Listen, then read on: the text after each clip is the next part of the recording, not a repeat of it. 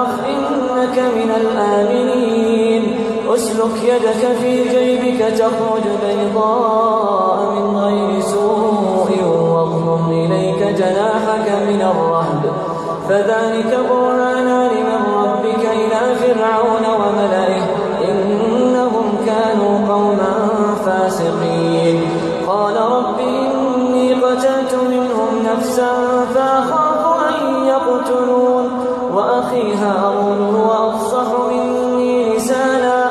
فأرسله معي يرد أن يصدقني إني أخاف أن يكذبون قال سنشد عضدك بأخيك ونجعل لكما سلطانا فلا يصلون إليكما بآياتنا أنتما ومن اتبعكما الغالبون فلما جاءهم موسى بآياتنا بينات قالوا ما هذا إلا سحر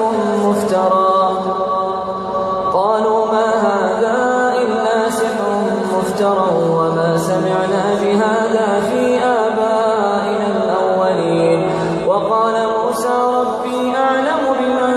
جاء بالهدى من عندي ومن تكون له عاقبة الدار